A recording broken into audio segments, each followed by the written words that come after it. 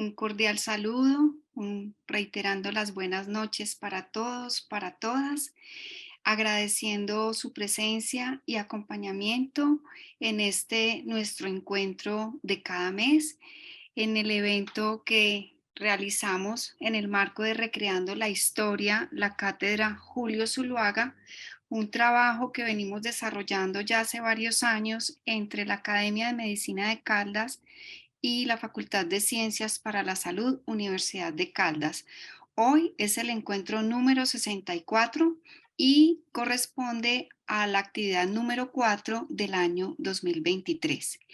En la noche de hoy nos acompaña el doctor Alexander Trujillo Mejía con su presentación desde nemátodos hasta el Homo sapiens, efectos de la anestesia en el neurodesarrollo.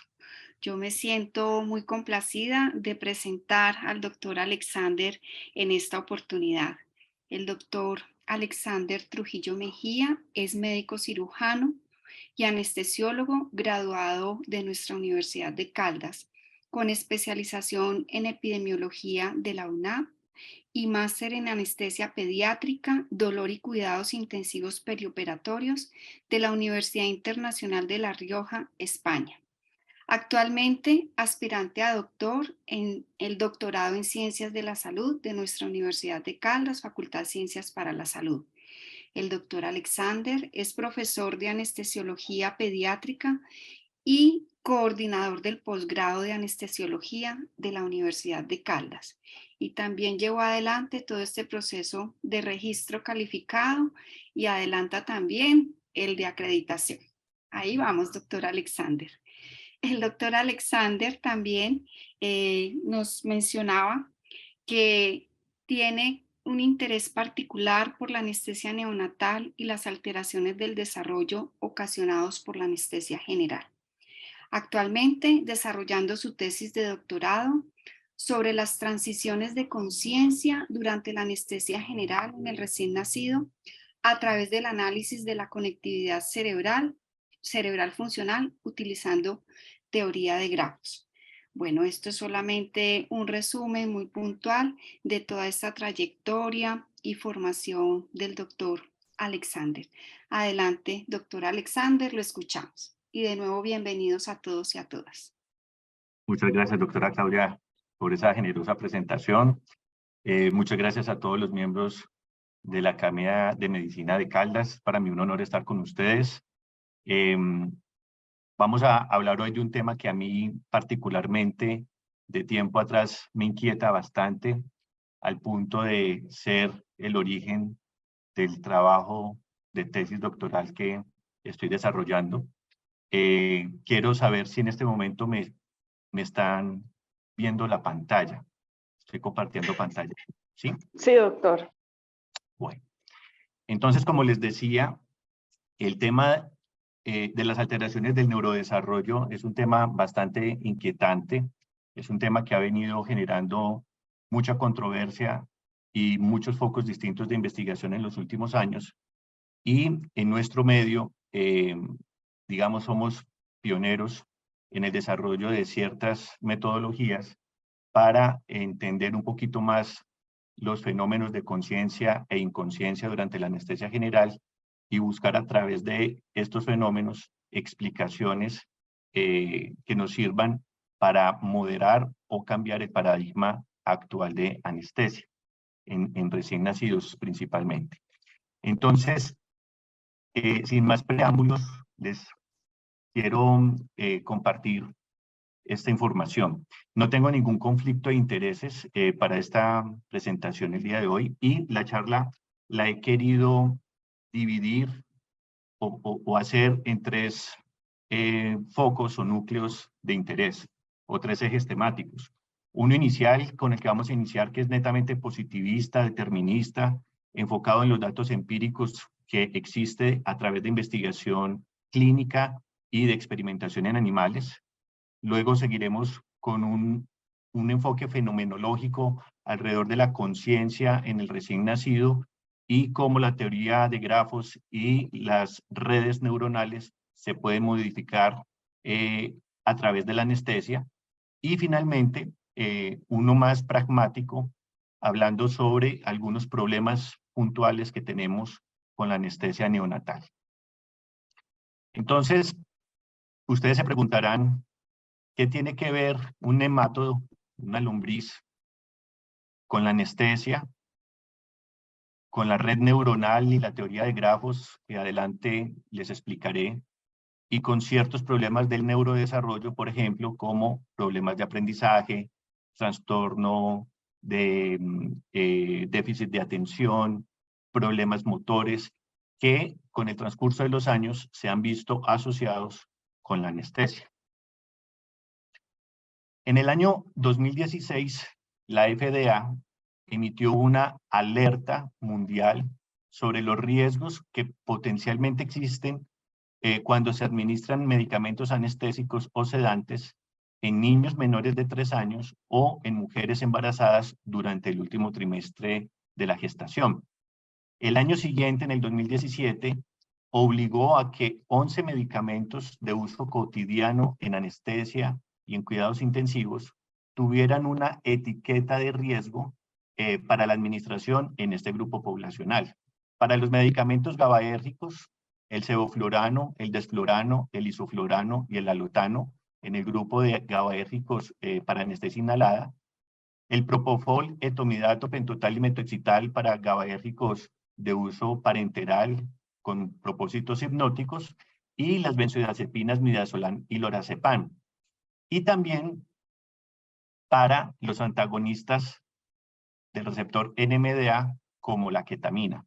Como pueden ver ustedes, son prácticamente todos los medicamentos que tenemos como arsenal los anestesiólogos para generar anestesia general.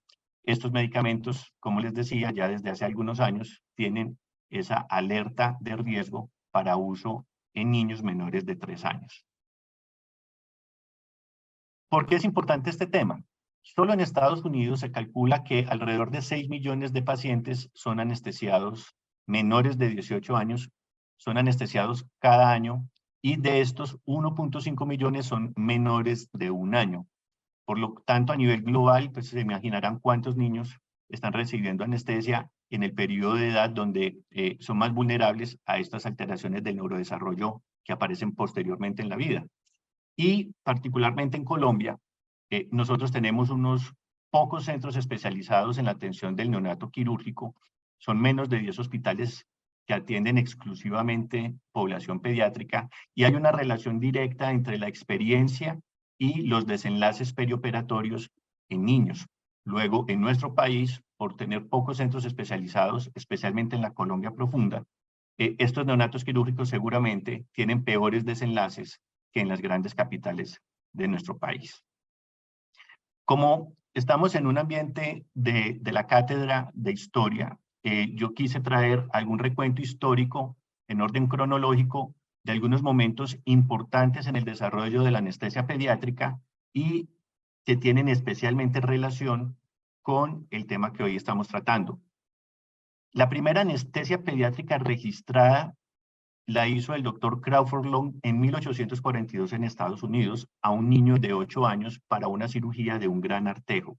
Como pueden ver, esto sucedió incluso antes de la primera demostración pública por Morton de la anestesia, unos 4 años antes.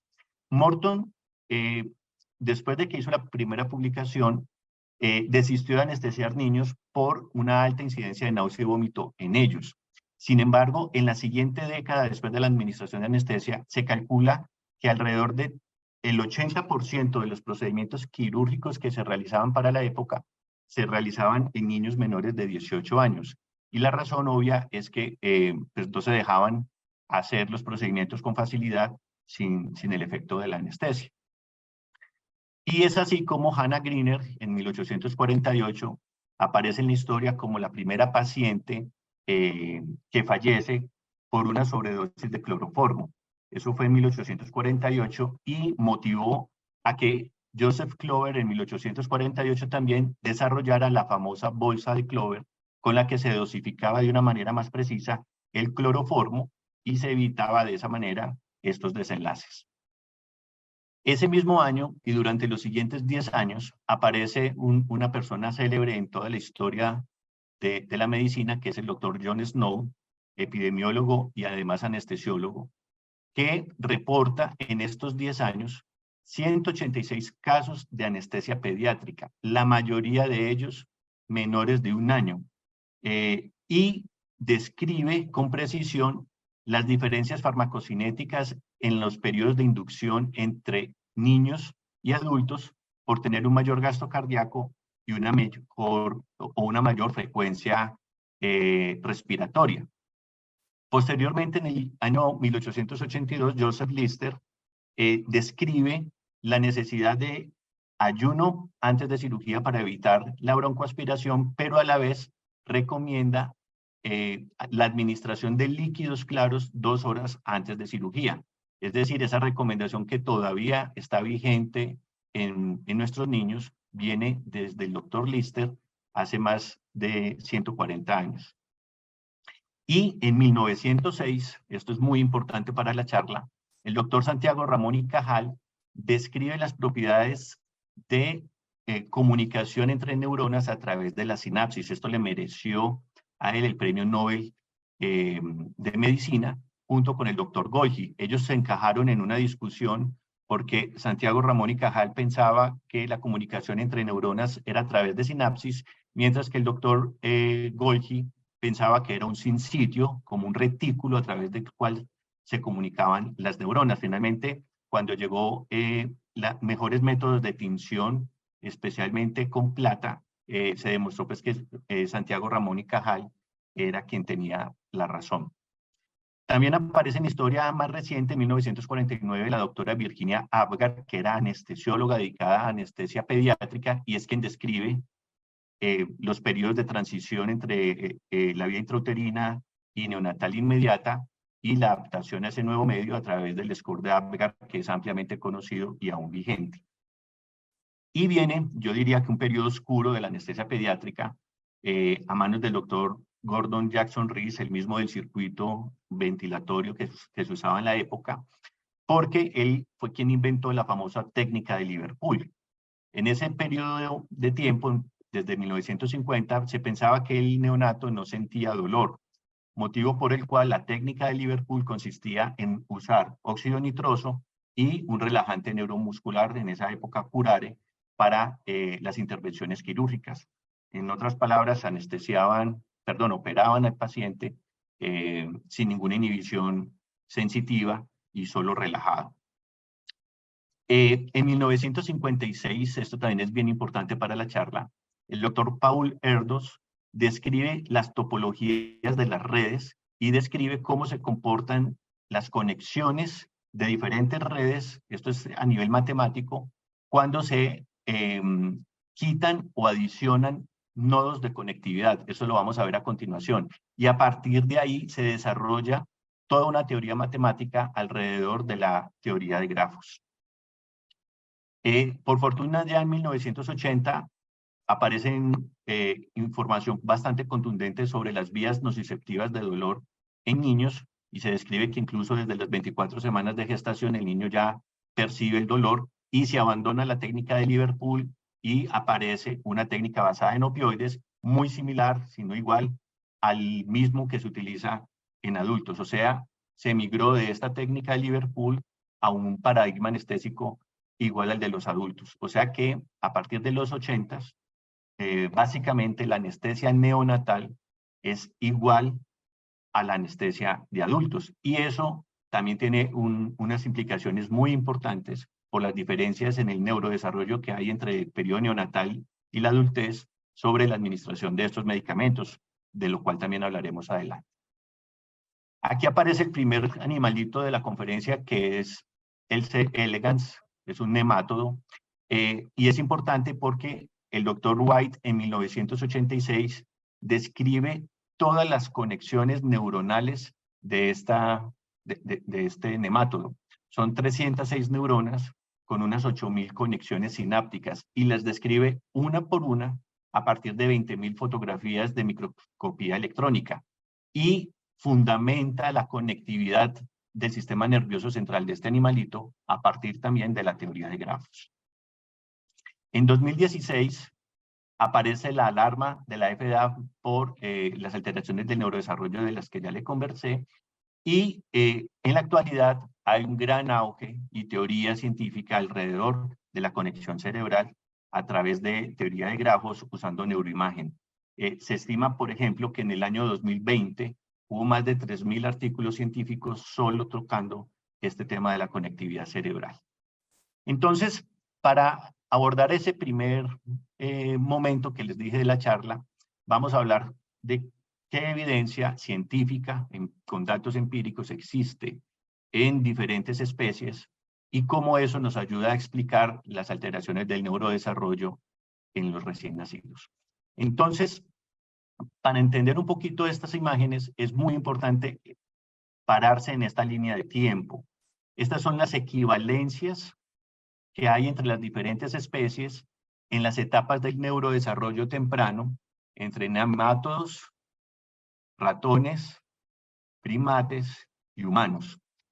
Un día de vida de una larva, como una lombriz, equivale a 7 días de vida en el neurodesarrollo de un roedor, a más o menos los primeros 2 meses de vida y el último trimestre del embarazo en un primate, último trimestre no, al final del embarazo, y sí, en el último trimestre y hasta los 3 años de un humano.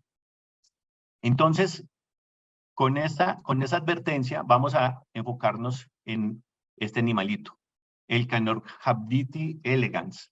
En el año 2020 se describe cómo se comporta la conectividad cerebral del sistema nervioso central, perdón, de este animalito respecto a los movimientos quimiotácticos que él hace para buscar alimento. El animal se desplaza hacia adelante y de manera imprevista, al azar, cambia bruscamente de dirección. Ese es el comportamiento normal hasta que encuentra comida. Por fortuna, este animalito es translúcido y por eso ciertas imágenes con ciertos marcadores permiten identificar cómo se activan las neuronas y cómo se va haciendo el relevo de información para lograr los cambios comportamentales de C. elegans. Cuando anestesiaron a estos animalitos con Isorán, midieron cómo era la rata de reversión en el movimiento y se dieron cuenta que temprano, posterior a la anestesia, pero ya no anestesiado, hubo una disminución significativa en este cambio de movimientos al azar. Y lo que es más importante, ya en la vida adulta, a pesar de que el animal aprende con el tiempo, persistió el déficit respecto a los controles en esos movimientos espontáneos, bruscos, en busca de alimento. Y también muestran cómo esas interneuronas que conectan esos sensores quimiotácticos con la motricidad del animalito también eran mucho más lentos respecto a los controles en la conectividad, tanto al inicio del ejercicio como al final de la búsqueda del alimento. O sea que esto nos genera un interrogante. Esto no solo es un problema agudo, sino que persiste en el tiempo, por lo menos en esta nemátodo. Pasando a los roedores tienen un paradigma experimental básico en laberintos o en acuarios donde les ponen plataformas para que ellos se puedan sustentar y no se ahoguen. En los diferentes experimentos con Ceborane o Isorane, encontraron que estos animalitos tienen limitado en el tiempo la capacidad de recordar cuál era el brazo del laberinto por donde deberían transcurrir para llegar a la comida, o en esos acuarios donde hay plataformas y en las paredes del acuario hay imágenes o señales visuales para que él recuerde cómo llegar a las plataformas y sustentarse en el agua. También encontraron que no lo lograban hacer y eso persistió en el tiempo. También en otros modelos experimentales, con este, por ejemplo, en el día postnatal 5, administrando Ceborane y luego viendo por microscopía electrónica cómo estaba el hipocampo, encontraron una disminución significativa en el número de sinapsis, de mitocondrias, de vesículas presinápticas y de crecimiento de las dendritas.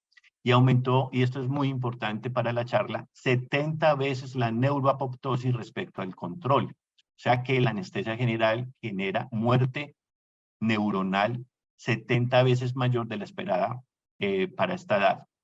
Encontraron también que cuando se les administraba dexmedetomidina, había una protección contra esa neuroapoptosis y, como les mencioné, en todos los modelos experimentales se encontró que se afectaba el aprendizaje, la memoria, la atención, lo que ellos describen conducta emocional, la psicomotricidad, la formación de conceptos, de acuerdo a las imágenes que iban viendo en esa piscina, cómo llegar a la plataforma, la motivación, conductas emocionales adversas, los ratoncitos se veían como retraídos, no alegres, digámoslo así, y una función motora también deteriorada.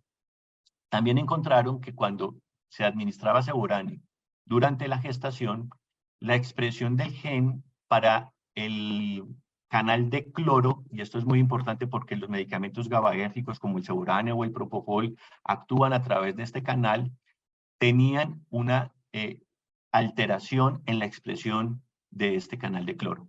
Y hace esto que el receptor o la acción GABA en recién nacidos no sea inhibitoria como en el adulto, sino excitatoria. Más adelante lo voy a explicar mejor.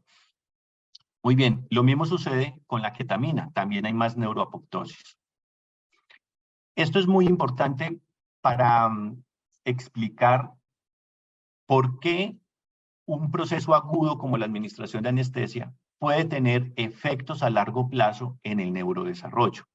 Resulta que hay una explicación epigénica para las alteraciones que persisten en el tiempo ocasionadas por los anestésicos generales. En general, los anestésicos generales activan las caspasas, que alteran unas proteínas que tienen que ver con la acetilación de la cromatina. Entonces, cuando eso se ve alterado y no hay esa acetilación, no se produce la liberación de factor neurotrófico derivado del cerebro y de otra proteína que es la CFOS. Ese factor neurotrófico ayuda a que en la terminal sináptica se liberen neurotransmisores y a que al otro lado de la sinapsis la neurona se prepare expresando más receptores y de esa forma se ancle la señalización entre una neurona y otra neurona. Y ustedes entenderán que si esto es en el periodo de neurodesarrollo, cuando el recién nacido está generando conexiones que pueden perdurar en la vida, si este proceso se inhibe, esa neurona no encuentra dónde conectarse. Y una neurona que no está funcionando bien, inevitablemente es condenada a la neuroapoptosis. Y esa es una explicación por la cual los anestésicos generan neuroapoptosis. Pero también alteran la metilación de esa cromatina. Y al alterar la metilación, se pueden expresar genes que están inhibidos y transmitirse a las siguientes generaciones de estos ratoncitos. Y está demostrado que en la descendencia masculina de un ratón que fue o nació de una rata que estuvo expuesta a la anestesia general, esos ratoncitos tienen, digámoslo así, un peor desempeño en el neurodesarrollo que aquellos que nacieron de madres que nunca estuvieron expuestos a la anestesia. O sea que, al menos en ratones, es preocupante los fenómenos a largo plazo, incluso en la descendencia, que puede aparecer. Y esto es lo que les explicaba del receptor GABA. Normalmente, y hasta los 3 meses de vida en un recién nacido humano, este receptor GABA actúa a través de los canales de cloro, expulsando cloro de la neurona y generando excitación, o sea, despolarización. Y eso es importante porque de esa manera se crean nuevas sinapsis y nuevas conexiones. Eso se pierde más o menos a los 3 meses de vida, pero puede durar incluso hasta el año. Cuando uno expone al recién nacido a anestésicos GABAérgicos, esa transición hacia el receptor adulto que genera un efecto inhibitorio, no se produce y el GABA sigue generando excitación. Y ya por ese proceso excitatorio puede haber un acúmulo de calcio intracelular que lleve a un mecanismo de éxito, toxicidad y también muerte neuronal. Aquí en esta gráfica, no sé que también la puedan ver ustedes, tenemos cómo se desarrollan los diferentes canales que actúan o a través de los cuales actúan estas sustancias. Y en el periodo donde uno normalmente anestesia a un recién nacido, que es más o menos desde las 32 semanas de vida intrauterina hasta más o menos los 2 años, ese receptor GABA que ustedes ven aquí es principalmente excitatorio y solo con el transcurso del tiempo se vuelve inhibitorio. Entonces, como les mencionaba, los GABA pueden empeorar este fenómeno excitatorio y generar calcinosis intracelular y muerte celular. Esto también explica por qué hay reportes de convulsiones en recién nacidos que se exponen al sevoflurane por un mecanismo de exceso, digámoslo así, de excitación. Ahora pasándonos a los primates, el modelo experimental más usado es el Macacus rhesus.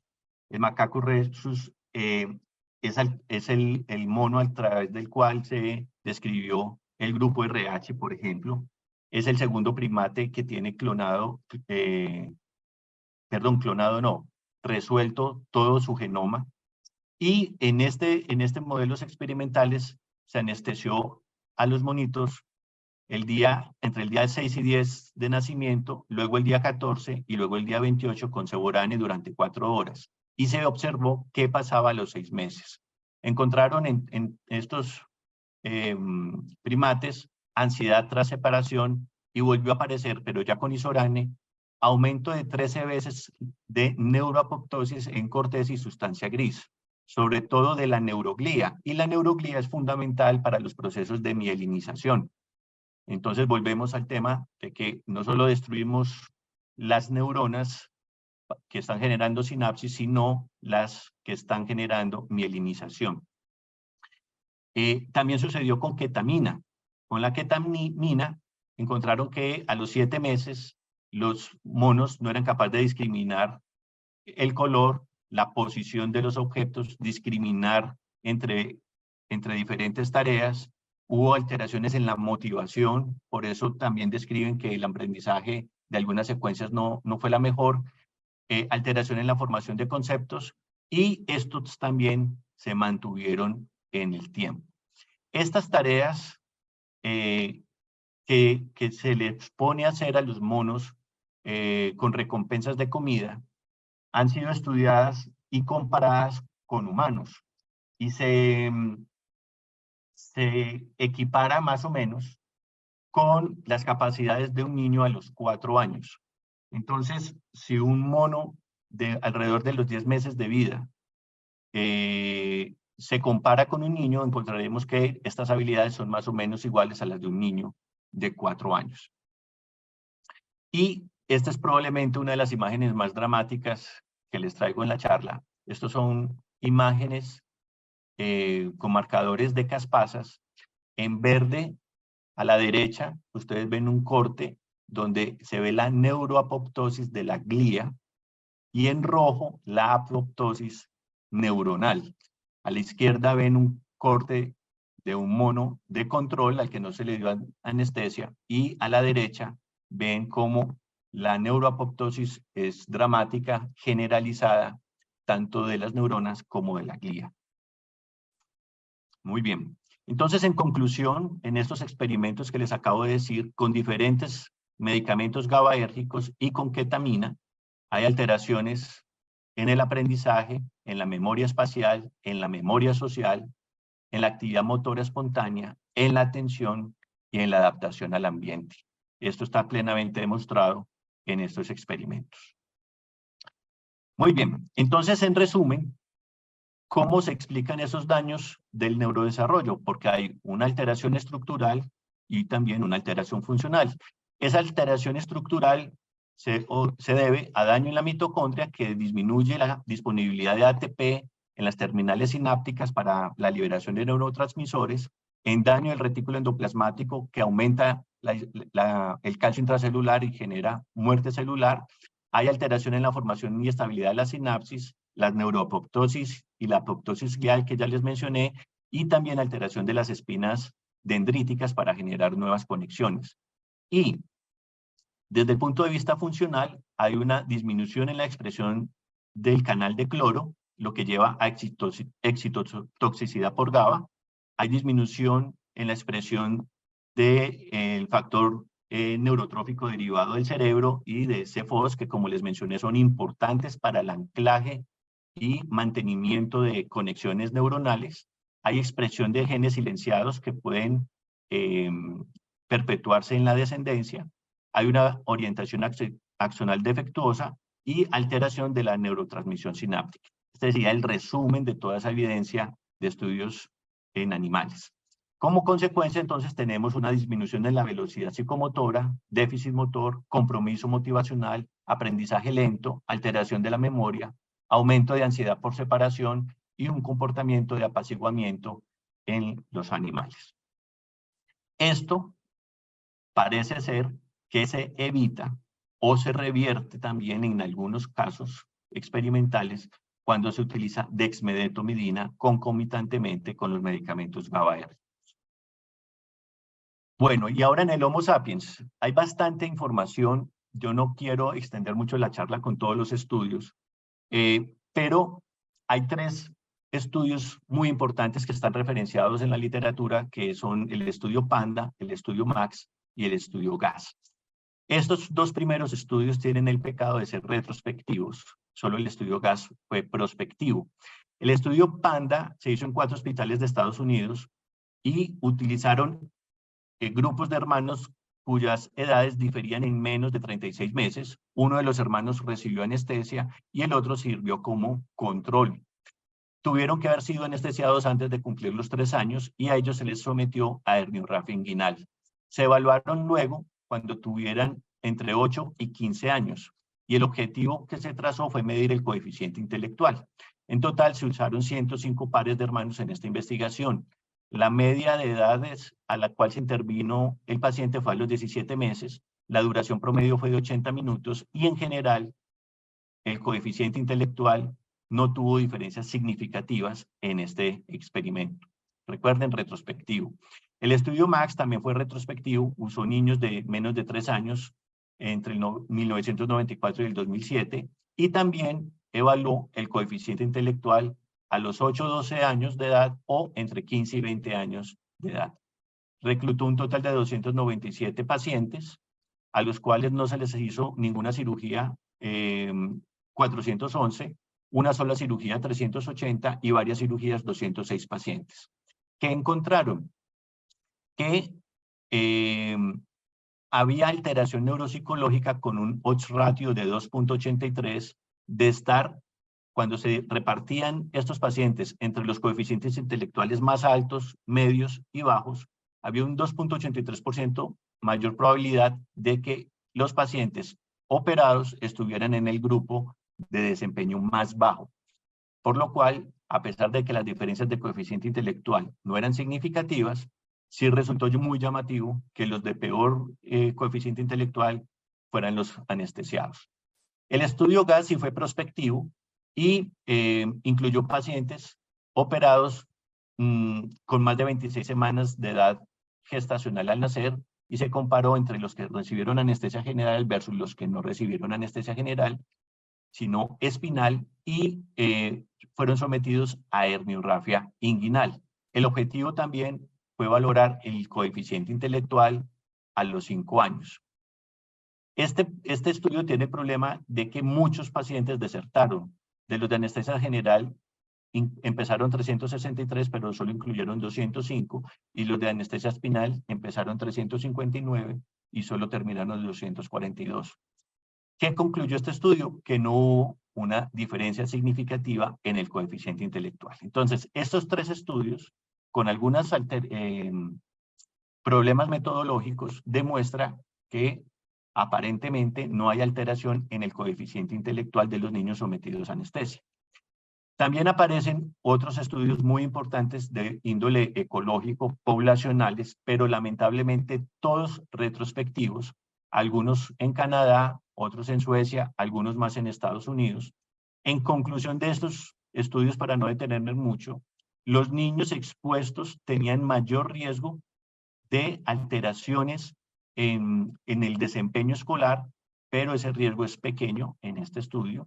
En Suecia midieron el coeficiente intelectual y encontraron que no había unas diferencias significativas en las diferencias de medias. Y en Canadá, con una cohorte retrospectiva, está muy importante con 18,000 pacientes, de los cuales una sola cirugía era el grupo de 3,850 y más de una cirugía un grupo de 620. Encontraron que los niños expuestos a una cirugía a la edad de 2 y entre 2 y 4 años tenían una comunicación y un conocimiento inferior con una P significativa versus los pacientes no operados. Y también tenían déficits significativos en el lenguaje y la cognición respecto a los no expuestos. O sea que en este grupo poblacional sí encontraron diferencias en estas dimensiones, lenguaje y cognición y comunicación y conocimiento. Aquí vienen otros estudios también hechos en Singapur y Australia, donde también en lenguaje y cognición aparecen alteraciones significativas con riesgos relativos ya importantes cuando se comparan pacientes expuestos y no expuestos.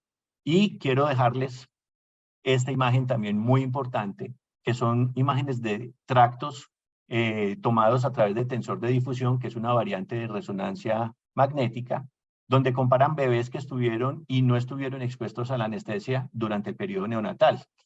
Lo que ustedes ven aquí en amarillo y de pronto en algunos tonos de rojo, no sé si se alcance a ver, es una disminución de la anisotropía fraccional, que es un mecanismo o una forma de medir la neuroapoptosis cuando se expone a la anestesia. Y esto aparece en la circunvolución y en el cuerpo calloso, o sea, en áreas muy importantes de conectividad cerebral. Finalmente, viene este metaanálisis que salió publicado el año anterior, donde se incluyen todos los estudios de neurodesarrollo hechos en humanos de niños expuestos antes de los 18 años de edad y cuya condición es que hubieran sido evaluados los resultados al menos por 2 pares, estuvieran descritas las desviaciones estándar promedio, el riesgo relativo o el odds ratio en estos pacientes. En general, encontraron que para los dominios que evaluaron, los estudios incluían entre 571 a 63,315 pacientes expuestos y en el grupo de los no expuestos entre 802 y 311,610 pacientes que sirvieron de control. Entonces, ¿qué encontraron? Ustedes ven aquí a la izquierda, en este forest plot, si se favorece o no estar no expuesto. Entonces, en la izquierda está el grupo de los no expuestos. Entonces, para una alteración general del neurodesarrollo, es mejor no haberse expuesto a anestesia. Para alteraciones del lenguaje, es mejor no estar expuesto a anestesia. Miren la heterogeneidad muy baja para estos estudios. Para la función motora, también es mejor estar no expuesto a la anestesia. Para el reconocimiento nominal, también es mejor no estar expuesto a la anestesia, aunque en este estudio, en este dominio sí la heterogeneidad fue un poquito más alta. Perdón, que estoy con problemas aquí para ver. Para el rendimiento académico también mejor en los no expuestos. Para problemas de adaptación, mejor en los no expuestos. Lo mismo sucede con la cognición y con la función ejecutiva superior. Miren, este es probablemente el dominio que más diferencia hay entre expuestos y no expuestos.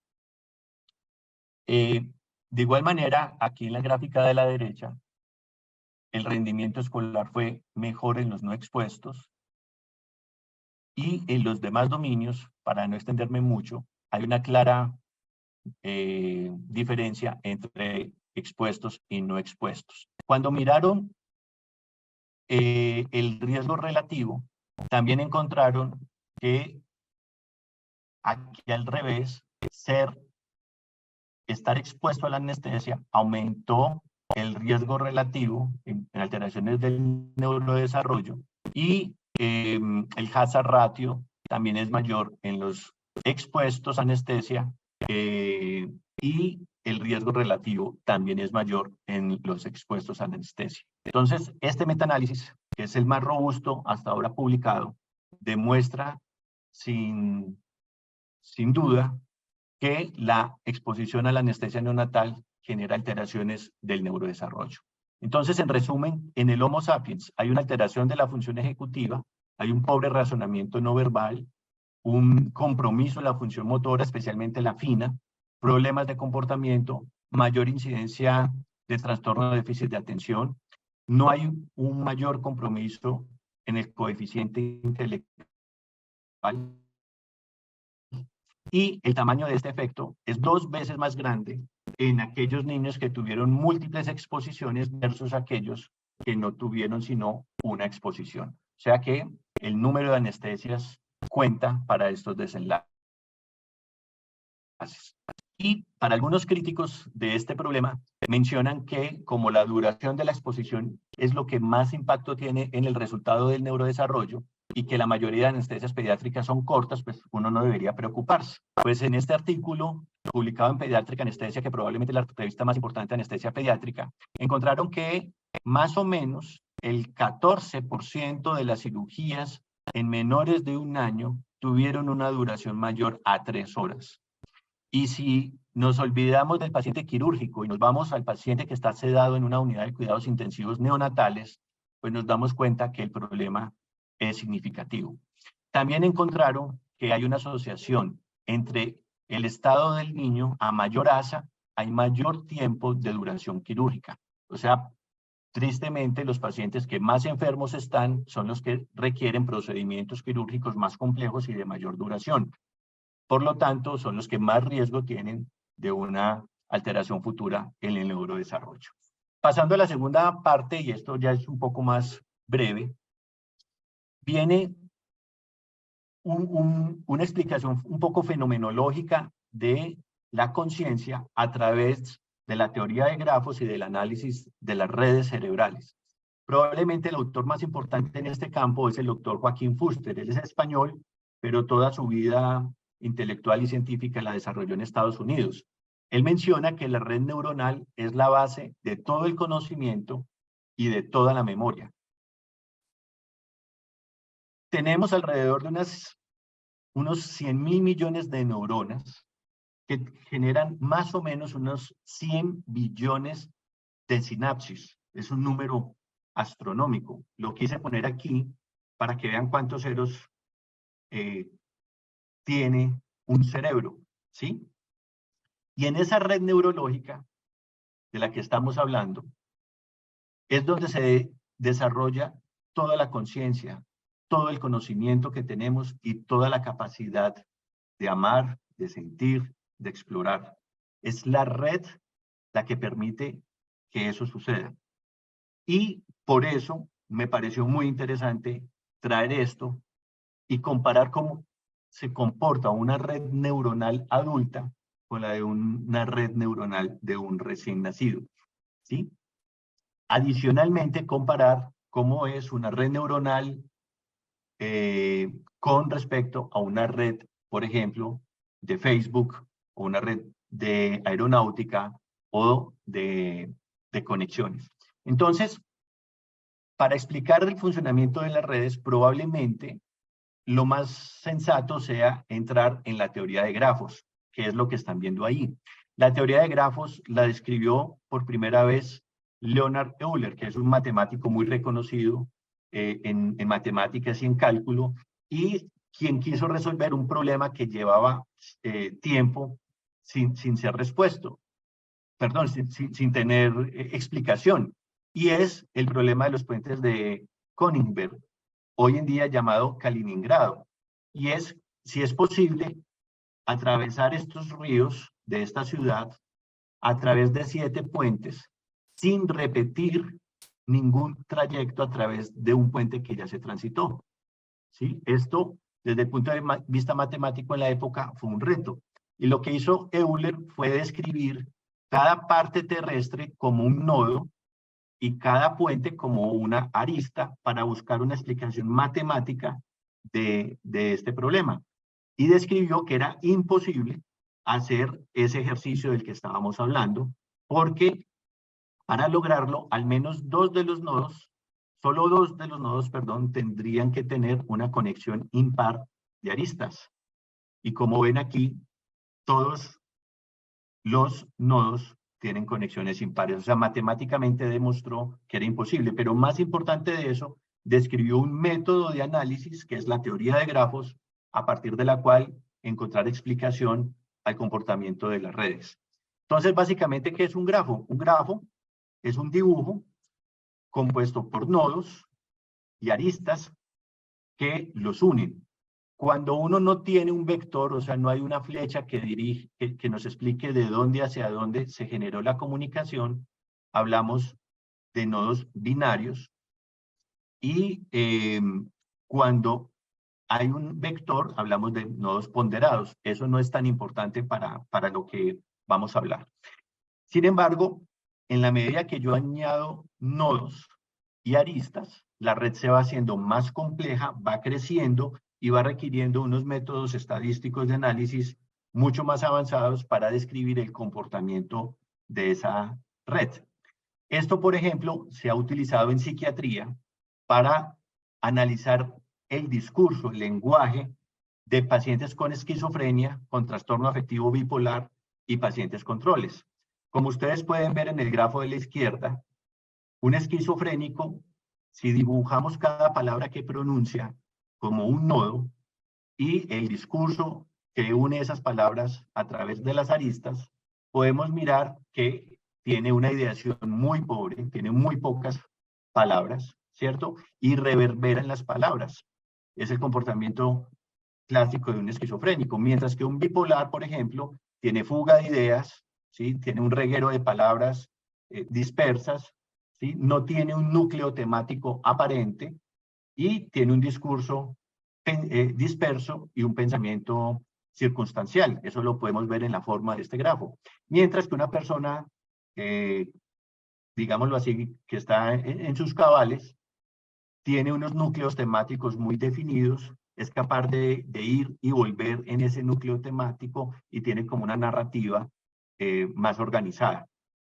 También esta teoría de grafos se ha utilizado para explicar algunas dismorfopatías a través de buscar anomalías físicas y asociaciones entre esas anomalías físicas para encontrar orígenes en esas malformaciones. Entonces aquí vemos, por ejemplo, un estudio muy bonito. Esto es hecho en Latinoamérica a través de teoría de grafos para explicar ciertas alteraciones morfológicas en niños. Y ya metiéndonos de nuevo en el campo de las neurociencias, aparecen los primeros grafos que para mí son reveladores de hace casi 150 años, de Carl Lichtenstein, que describe las afasias de Wernicke dibujando a través de cortes histológicos en cadáveres las áreas que estaban comprometidas y cómo esas asociaciones generaban diferentes tipos de afasia. Entonces, si eran los nodos, o sea, las zonas responsables, por ejemplo, la zona de Wernicke o el área de Broca, las que se alteraban, pues había una afasia de Wernicke o una afasia de Broca. Pero si eran estas zonas con otros nodos superiores con los cuales se conectaban, las que se afectaban las aristas, entonces teníamos afasias sensoriales transcorticales o la afasia motora transcortical, o si era ya en la vía efectora, la afasia por disartria o problemas de emisión en las afasias del mundo entero, ¿cierto? Entonces, esto tiene 150 años, pero ya había alguien que describió el problema a través de una teoría de grafos. Lo mismo hizo Sigmund Freud para explicar la libido y más recientemente Marcel Mesulam, que es muy reconocido en el estudio de la demencia y del Alzheimer, donde hace estudios de atención espacial y demuestra que ciertos nodos tienen mayor importancia en esa atención y la conectividad entre los diferentes nodos. Esto, como ven ahí, es una teoría de grafos muy sencilla, pero en los últimos 20 años se vino desarrollando exponencialmente para explicar el fenómeno de la conciencia y otras patologías del sistema nervioso central. Entonces, una analogía de esto es la teoría de conectividad de redes sociales. Les voy a mostrar este videíto, espero que me funcione, y vamos a pensar que cada uno de estos nodos es una red social. Si yo le tiro conexiones al azar de forma aleatoria e intento subir o jalar un botón, pues no logro jalar nada. Pero si aumento el cableado exponencialmente hasta un número crítico, soy capaz de, con un solo nodo, arrastrar todos los botones.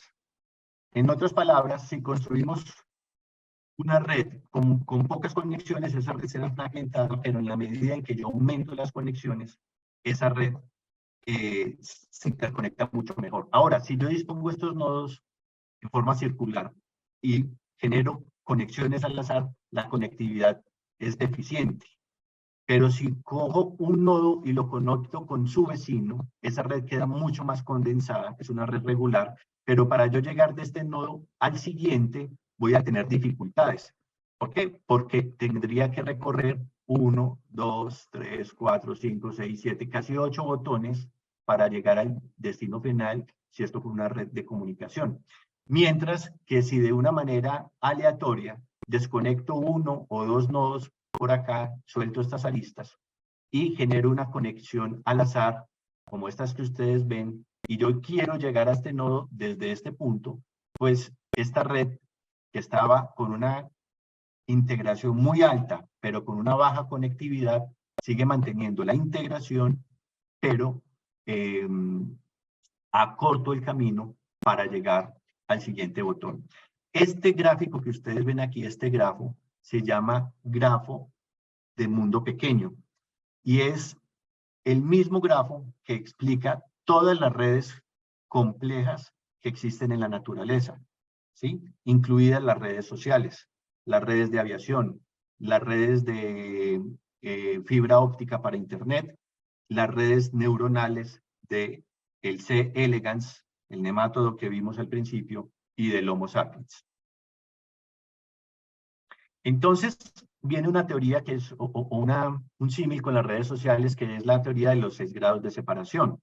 Si yo en una red social pertenezco a un grupo de 44 personas y logro que una de ellas se conecte con otro grupo de 44 personas, yo he llegado a casi 2.000 personas. Y si esta a su vez se conecta con otro grupo de 44 personas, he llegado a 85.000. Si lo vuelvo a hacer con otro grupo del mismo tamaño, llego a 3.748.000 personas. Y si llego a otro grupo también de 44, ya voy en una conectividad de casi 165 millones. Y en el sexto paso, también con otro grupo de 44 personas, he llegado a 7.256 millones de personas. O sea que si yo quisiera llegar a cualquier persona en el mundo, porque esta es más o menos la población global, con solo 6 grados de separación, lo logro. Entonces, supongamos que yo quisiera llegar, se me ocurre, al presidente de Estados Unidos. Pues en mi grupo cercano conozco al presidente de la Sociedad Caldense de Anestesia, que a su vez conoce al presidente de la Asociación Colombiana, que seguramente conoce al presidente de la Asociación Americana de Anestesia, y que probablemente sea conocido del ministro de Salud de Estados Unidos, y a través de él puedo llegar al presidente de Estados Unidos. Entre mayor número de conexiones sociales tenga yo, el número de grados disminuye. En este momento se estima que esta teoría de 6 grados ya, por lo menos en Facebook, es de solo 5 grados de separación. ¿Y esto por qué es importante? Porque es de la misma manera en que funciona una red neuronal. Tenemos clústeres de neuronas especializadas que tienen conexiones con otros clústeres y logran transmitir la información para integrar el pensamiento y hacer que el cerebro funcione como una red completamente conectada. Esto, por ejemplo, la red mundial de fibra óptica funciona de la misma manera. Esta es una red social como la de Facebook y esta es una red de conexiones aéreas. Aquí se grafican el número de pasajeros por año. Y este es el hermoso dibujo de un conectoma del Homo sapiens.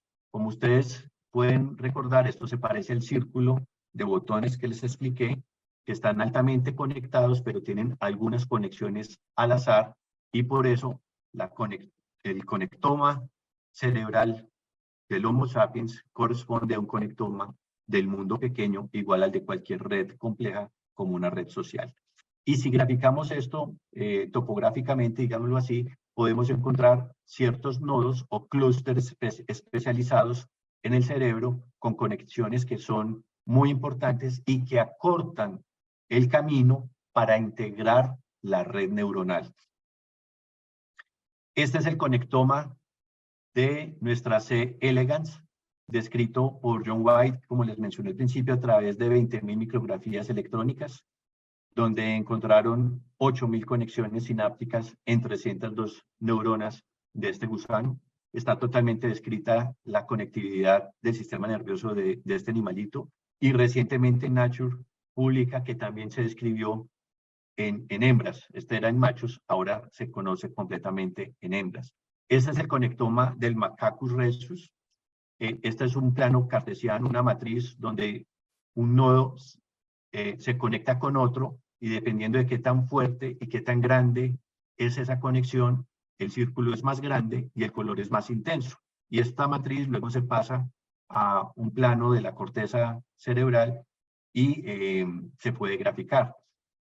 Aquí es el mismo conectoma, pero ya visto topológicamente como un grafo de los que les mencionaba, y estos son todas las conectomas cerebrales con red de conectividad a través de teoría de grafos de diferentes especies, de C. elegans que les mencioné, de la mosca de la fruta, de la paloma, el ratón, etcétera, etcétera, etcétera. Todos coinciden en tener un grafo que se comporta como un mundo pequeño. Esto es más o menos igual, no me quiero detener. Y esto explica, por tener el cerebro humano, todas esas billones de sinapsis y ese número tan gigante de neuronas, explica que tengamos unas habilidades computacionales en ese conectoma mucho mayores que las demás especies de las que hemos hablado en la charla. Entonces, en resumen, y esto pues quiero que quede a modo de información general, cuando una red es regular, es altamente integrada, es una red que no está fragmentada, pero cuyo camino o ruta de conectividad es muy larga. Y eso se resuelve a través de 2 o 3 enlaces aleatorios que convierte esta red regular en una red del mundo pequeño. Ahora, ¿eso por qué es importante? Porque si tenemos una red como la de la derecha, que es una red al azar, miren el gasto de cableado que esto tiene. Si ustedes tomaran cada arista de estas y la miden, la sumatoria total de esto es mucho mayor que el de esto. Entonces, si yo quiero meter todas esas neuronas con todas esas conexiones en un recinto cerrado como el cráneo, este modelo aleatorio, a pesar de que me genera una conectividad rápida de un lugar a otro, tiene un gasto de cableado enorme que no cabería, digámoslo así, dentro del cráneo, y tendría un consumo metabólico y energético excesivo. O sea que la manera más eficiente de integrar una red neuronal y de agilizar la conexión entre diferentes áreas del cerebro corresponde al grafo de mundo pequeño. Haciendo investigación se ha definido que existen 10 grandes zonas, explicado por conectividad cerebral a través de teoría de grafos, en el cerebro humano en estado de reposo, mientras que el recién nacido solo tiene 5. ¿Cuáles son las del recién nacido? El área visual occipital, visual medio, visual lateral, el área sensoromotora y el área auditiva, que está aquí. Lo cual nos dice que, desde el punto de vista de la conciencia del recién nacido, el recién nacido está evocado al presente, al estímulo inmediato. Y los otros procesos mentales superiores que le permiten evocar recuerdos, le permiten planear el futuro, están ausentes en el recién nacido. Y como veremos, eso puede generar un cambio en el paradigma y en la manera que hacemos la anestesia del recién nacido, porque el recién nacido depende de las aferencias sensoriales para estar consciente. De hecho, como ustedes pueden recordarlo, la mayor parte del tiempo de un recién nacido se la pasa durmiendo. Solo cuando se activa o siente hambre, el niño está alerta. De lo contrario, permanece dormido. Estas 10 redes o clústeres neuronales ocupan el 80% de la corteza cerebral. Y volvemos entonces al grafo de mundo pequeño, pero aquí comparando a un adulto con el grafo de conectividad cerebral de un recién nacido. Todo lo que está en color son las conexiones cerebrales que sí están presentes en el adulto y están totalmente ausentes en el neonato. Entonces, con una sola imagen está claro que desde el punto de vista de la conectividad funcional cerebral, el neonato es completamente inmaduro. Y esto puede tener importancias para una de las metas de la anestesia, que es evitar el recuerdo intraoperatorio. Entonces, un conectoma inmaduro probablemente tiene menos probabilidad de recuerdo que el conectoma maduro. Entonces, esto nos lleva necesariamente a recordar cuáles son los objetivos de la anestesia general. Siempre se ha dicho que los objetivos son la inconsciencia, la amnesia, la analgesia, la inmovilidad y la protección neurovegetativa.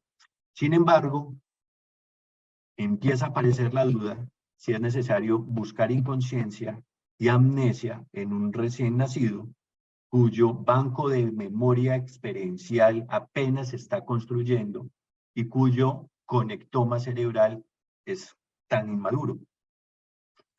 Cuando miramos ese conectoma cerebral, cómo se comporta durante la vigilia, en las primeras etapas de la anestesia, cuando el paciente va sedándose apenas, y en la anestesia general, vemos que a nivel neuronal, con la sedación, hay un aumento de la integración o sincronización de esas neuronas, pero estamos hablando de grupos muy reducidos de neuronas, del orden de hasta 1 millón de neuronas. Mientras que cuando ya pasamos a la anestesia, la sincronización de esas neuronas ha decaído. Si ya pasamos de una escala microscópica a una escala mesoscópica, y aquí hablamos ya de voxeles de alrededor de 60 millones de neuronas, vemos que cuando el paciente se está sedando, aumenta también la conectividad regional, pero se pierde la integración cortical. Y aquí es cuando nosotros vemos clínicamente que a un paciente se le hace alguna pregunta, el paciente es capaz de responder, pero tiene un discurso lento, le cuesta trabajo hilar ideas, pero todavía luce alerta. Mientras que cuando ya pasamos a la anestesia general, tanto a un nivel microscópico como mesoscópico y macroscópico, toda la conectividad cerebral ha desaparecido. Y esto nos hace hacer énfasis en que el efecto de la anestesia no se produce por una pérdida de transmisión sináptica en todas las neuronas. No, lo que produce la anestesia general es un fracaso en la red cerebral, es un fracaso en el conectoma cerebral. La integración de los estímulos fracasa y por eso el paciente no recuerda y luce inconsciente.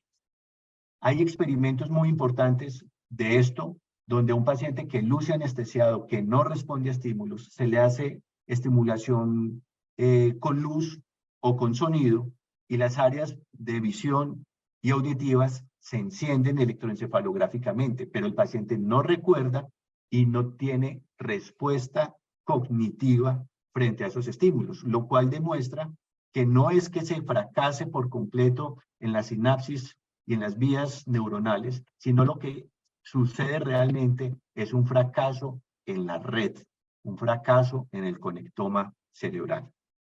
Esto también nos hace ir a un concepto muy bonito de alometría cerebral. Si nosotros ponemos en escalas logarítmicas la masa corporal de diferentes mamíferos, ¿sí? Respecto de la tasa metabólica, vemos que eso tiene una relación exponencial, ¿cierto? Logarítmica. Y el hombre tiene una tasa metabólica adecuada para la masa corporal que tiene. Lo mismo sucede con todos los demás mamíferos. Pero si miramos en la escala alométrica el peso corporal y lo comparamos en relación al peso cerebral, vemos que el humano debería tener un peso cerebral en esta línea que no tiene. Es 5.5 veces más grande el peso cerebral del que deberíamos esperar para el tamaño corporal. Y eso se explica porque tiene un porcentaje excesivamente grande de neocorteza. Y en la neocorteza es donde se genera toda la integración de los estímulos y es lo que nos permite ser humanos. Por lo tanto, es muy importante ver cómo fracasa la red en esta neocorteza cuando se expone a la anestesia general. Y volviendo al tema de los recién nacidos, cuando un recién nacido nace, y me perdonan la expresión, su cerebro pesa solo 400 gramos. Al año va en 1000 gramos y a los 18 años está en el peso ya definitivo de 1350 gramos. Y justo en este proceso de crecimiento vertiginoso, que aquí lo podemos ver en esta escala, nosotros le damos un batacazo con medicamentos GABAérgicos que alteran la sinapsis y el establecimiento de conexiones duraderas en el tiempo, porque una neurona, cuando no encuentra dónde transmitir su señal, entra en ese círculo triste de neuroapoptosis. Esa es una de las explicaciones por las cuales, veíamos al principio, hay alteraciones del neurodesarrollo. En ese periodo de vida neonatal, entre las 28 o 30 semanas de vida gestacional y hasta el primer mes de vida, en ese periodo neonatal, está en todo su apogeo la neurogénesis, la migración neuronal, la sinaptogénesis que va hasta los 3 años, el crecimiento axonal y la mielinización.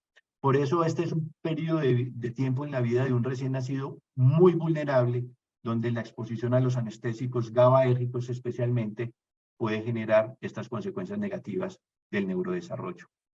Y ya para terminar, esto nos lleva a buscar un paradigma distinto, una explicación distinta a lo que tradicionalmente hacemos, que es básicamente lo mismo que hacemos en los adultos.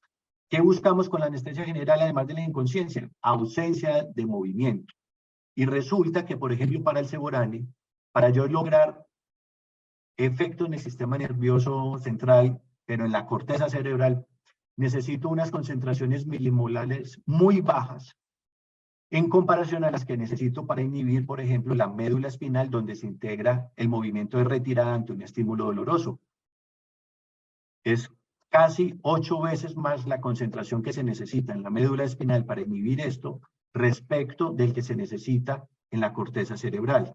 Entonces, si yo lo que estoy buscando es ausencia de movimiento, necesariamente yo estoy dando una sobredosis de sevoflurane a una corteza cerebral que está completamente inmadura y que va a tener unas consecuencias de neurodesarrollo posteriores. Luego, lo más inteligente sería buscar otro medicamento diferente del GABAérgico, por ejemplo, un opioide potente, para inhibir la integración sensorial de ese estímulo nociceptivo en la médula espinal y usar dosis mucho más bajas de GABAérgicos o incluso otros medicamentos que me generen cierto grado de sedación. Esto nos hace cuestionar entonces, como les decía, la dosis que usamos de sevoflurane, porque esa dosis está calculada en relación al movimiento y no en relación a la inconsciencia, y mucho menos en relación a la inconsciencia que requiere un recién nacido para un procedimiento quirúrgico.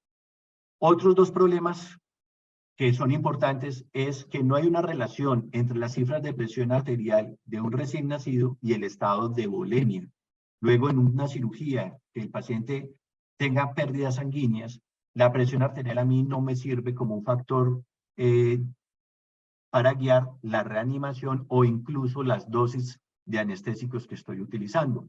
Entonces, generalmente, o uno subestima el estado de volemia o lo sobreestima y se equivoca en la dosificación de ciertos medicamentos.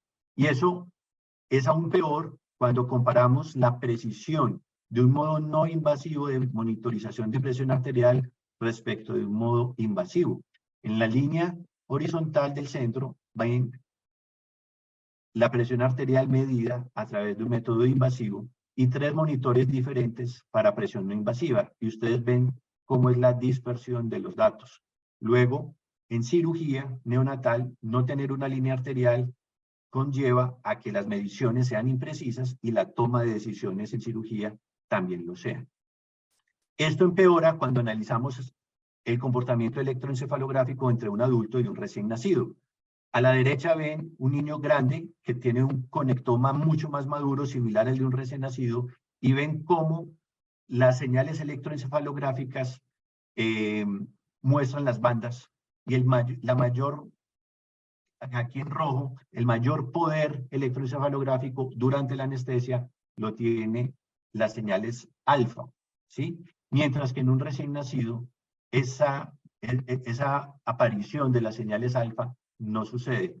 Se estima que, y son los monitores de profundidad anestésica que utilizamos en cirugía, eso es lo que utilizan, que la anestesia produce una frontalización del espectro alfa, desde la región occipital hacia la región frontal. Cuando el sensor encuentra ya señales frontales alfa, uno puede estar seguro de que el paciente está inconsciente y en un plano anestésico quirúrgico. Sin embargo, eso no sucede en el recién nacido, y la explicación es la ausencia de conexiones entre el tálamo y la corteza cerebral.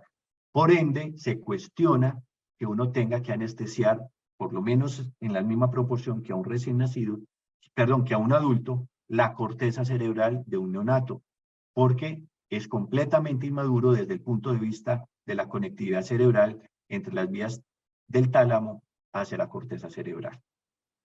Entonces, ya como conclusiones, creo que hay suficiente evidencia originada tanto en estudios preclínicos como clínicos que demuestra que existe una asociación entre la exposición a la anestesia durante la primera infancia y las alteraciones posteriores en el neurodesarrollo, que desde una perspectiva de la conectividad cerebral funcional, el conectoma del recién nacido es inmaduro y pone en duda las dosis actuales de hipnóticos calculadas con base en el movimiento y en respuesta al estímulo nocivo, y que estos hallazgos hacen necesario disminuir la exposición a la anestesia, especialmente en neonatos, mejorar los instrumentos de monitorización y encontrar otras vías alternas para administrar anestesia general en los recién nacidos.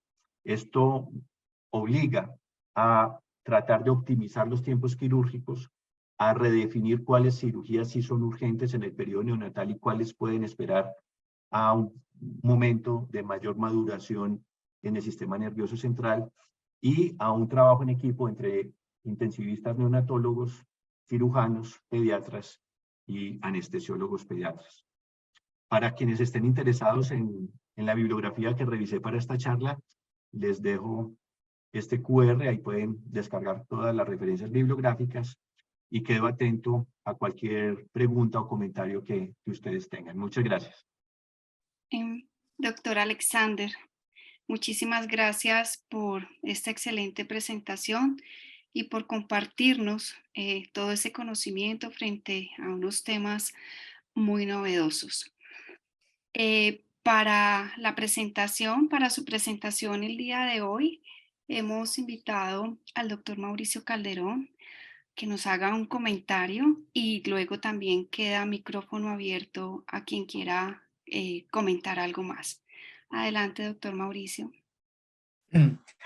Bueno, pues primero que todo, muchas gracias a todos pues, por la asistencia a esta conferencia del doctor Alex. Cuando el doctor Bernardo me invitó a comentar esta conferencia, yo sabía que el tema no lo tenía en mi conectoma. Aclaro pues que el término conectoma lo acabo de conocer, no sabía que existía. Y voy a contarles una parte, una anécdota, y otra parte, un comentario al respecto. Si ustedes recuerdan, cuando el expresidente Samper tuvo unas heridas muy graves, el médico de cabecera fue el doctor Alonso Gómez, un caldense, padre del cuidado intensivo en Colombia y además es ministro de Salud. El doctor Alonso Gómez sacó un libro en el 2009 que se llama Perfusión Tisular e invitó al doctor Ernesto Samper a que hiciera el prólogo. El doctor Ernesto Samper pues reaccionó: ¿cómo voy a hacer un prólogo de un libro de un tema que no conozco?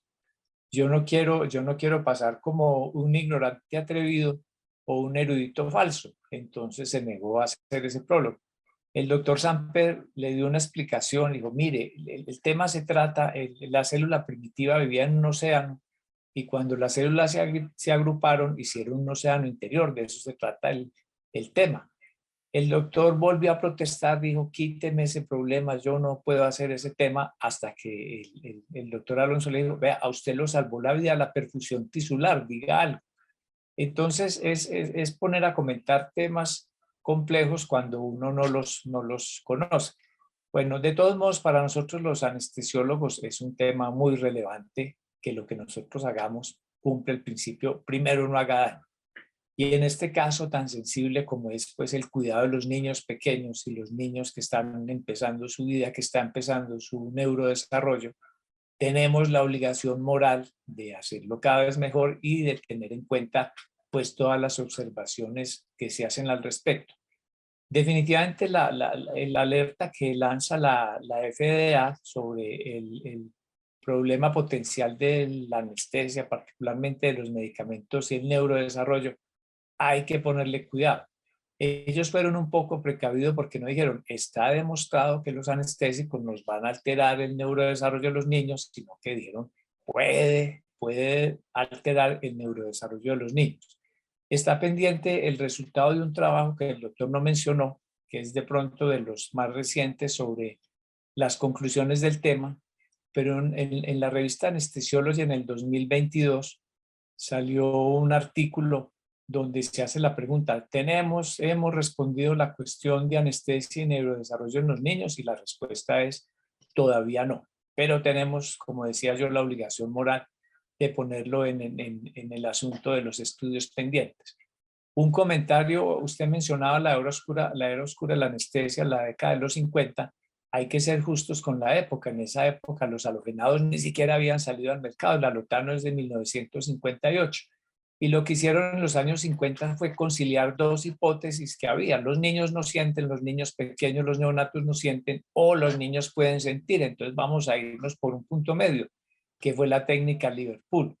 Cuando yo era alumno del doctor Bernardo como residente de anestesia a finales de los 80, ya la discusión estaba muy adelante y definitivamente decíamos: la técnica Liverpool hay que abandonarla, pero ya había pasado mucha investigación al respecto. En los años 50 era tan válida que al rey de Inglaterra, al rey Jorge IV, le hicieron una neumonectomía, ni siquiera en el hospital, en el palacio, con la técnica Liverpool.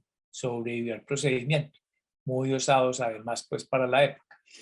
Entonces lo que nosotros tenemos que tener en cuenta es que las investigaciones, las animales no se pueden extrapolar 100% a los humanos. Ya hay experiencias en anestesia donde un anestésico producía daño en los riñones de los ratones y lo extrapolaron a los humanos, pero resulta que nosotros no teníamos en los túbulos esa enzima que era la que causaba el daño renal. Entonces no se pueden extrapolar tampoco 100% a los humanos. Los trabajos de investigación también tienen muchos factores de confusión. Pues un niño va al quirófano no porque se va a hacer una liposucción, sino porque tiene una enfermedad muy grave, donde coexisten la sepsis, el dolor, la desnutrición, etc. Entonces, esos trabajos con tan pocos casos tienen muchos factores de confusión. Hay que tenerlos en cuenta. ¿Qué tenemos en este momento? Hemos avanzado en el conocimiento, hemos avanzado en los anestésicos que tenemos, estamos avanzando en el neuromonitoreo y tenemos muchas preguntas que deben ser respondidas para el desarrollo futuro. Muchas gracias al doctor Alex por meterse en estas profundidades que nos dejan muchas inquietudes. Yo creo que con la presentación suya uno queda con más miedo con respecto a la anestesia general de los neonatos, tal como lo veíamos antes, que con estos nuevos conocimientos, pero también Hay que tener en cuenta que un niño pequeño, un neonato, no va al quirófano a algo trivial, sino porque tiene una enfermedad muy grave que debe ser resuelta. Por ahora debemos usar la mejor información para el ejercicio y seguir tratando de responder a estas preguntas. Muchas gracias de nuevo, doctor Alex, y felicitaciones por su charla. Y queda abierta a los que quieran hacer preguntas u opinar sobre el tema. Muchas gracias. Gracias, doctor Mauricio. ¿Algún comentario adicional, doctor Alexander y demás participantes? Bueno, mientras tanto, doctor, tiene una serie de buenos comentarios y felicitaciones en el chat por la presentación del tema que nos ha hecho. Y también aprovechar para recordarles a todos colaborarnos con el diligenciamiento de esta actividad, el diligenciamiento del formato de asistencia. ¿Algún otro comentario? Yo quería, para no alargar y entrar en discusión, es probable que a mediano plazo pues haya más datos y probablemente ese giro en el paradigma anestésico es abandonar un poco los GABAérgicos y entrar a dar anestesia con dexmedetomidina y opioides. En eso ya hay algún camino recorrido con dexmedetomidina para sedación en cuidados intensivos neonatales y hay algunos trabajos ya en curso con anestesia general para procedimientos quirúrgicos. Probablemente sea eso, más la disminución de medicamentos GABAérgicos para impactar con menos fuerza ese neurodesarrollo. Y como lo decía el doctor Mauricio, uno se llena de temor, pero hay pacientes obviamente que tienen complicaciones médicas que requieren manejo quirúrgico que son impostergables y que obviamente se benefician de una anestesia general. Sin embargo, hay otros pacientes, por ejemplo, como los que nacen con hernias inguinales, que uno, si pudiera diferir en el tiempo, los pacientes con fimosis, que a veces se operan demasiado pequeños, si uno pudiera diferir ese tipo de procedimientos a unas edades mayores, probablemente uno estaría más tranquilo en hacerlo de esa manera y no a tan tempranas edades. Y volviendo al tema del trabajo en equipo, a veces en nuestro medio es frecuente que a un mismo recién nacido se le pida una anestesia para un catéter central, luego requiere una anestesia para un examen, por ejemplo, una tomografía, y luego haya que llevarlo al quirófano para hacerle un lavado quirúrgico, etc. Cada vez que uno vuelve a dar una anestesia es una nueva noxa para ese recién nacido. Lo ideal sería lograr integrar todo o la mayor cantidad de procedimientos en un solo acto anestésico para disminuir esa exposición. Y para los niños que están en cuidado intensivo, buscar otras alternativas de sedación, por ejemplo, como la dexmedetomidina y no tanto el midazolam que se usa con frecuencia, y tratar de mantener el menor tiempo posible sedados a los recién nacidos. A veces no es fácil, pero en la medida de que sí se logre, el impacto puede ser menor en el futuro de esos niños. Ok, gracias. Doctor Carlos Villegas, adelante.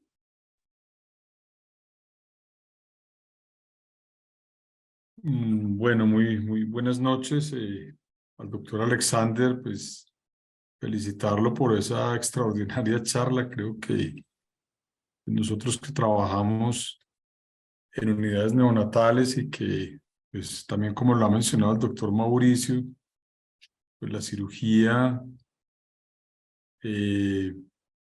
es frecuente, no es de todos los días, pero es muy frecuente. Tenemos bebés y aquí pues hay otra situación todavía peor, y es la cirugía inclusive en los niños prematuros, porque estamos hablando de un recién nacido, y una cosa es un recién nacido a término y otra cosa es un recién nacido prematuro.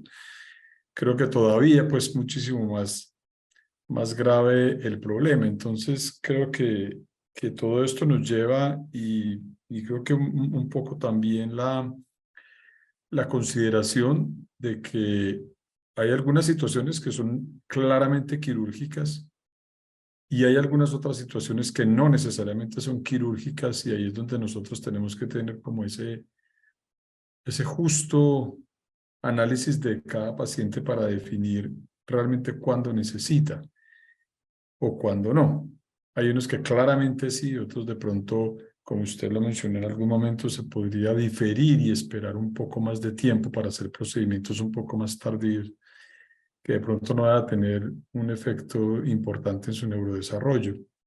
Y el otro tema que pues también lo mencionaba es el tema del dolor en el recién nacido, porque creo que con mucha frecuencia utilizamos medicamentos para aliviar el dolor, otras veces se nos olvida, y ese tema de sedación y de disminución del dolor en el recién nacido es un tema también bien interesante, que seguramente creo que, o por lo menos desde mi punto de vista, creo que es un terreno bastante gris, bastante desconocido, y hacemos muchas veces cosas seguramente que van a tener efecto que no sabemos a largo plazo qué puede suceder. Entonces creo que son temas pues de la mayor importancia. El doctor Alexander pues creo que ha hecho una exposición muy amplia, muy profunda, y realmente pues un tema definitivamente apasionante, y muchas gracias por su presentación.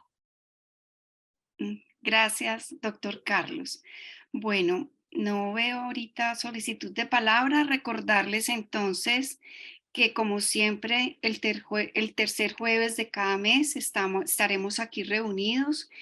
Y de nuevo agradecer a los compañeros de Junta de la Academia, de manera particular al doctor Bernardo, al doctor Campo Elías, que han estado muy atentos y haciendo ese proceso de sondear y de mirar qué temáticas interesantes, todas por supuesto, pero para ir organizando estas presentaciones.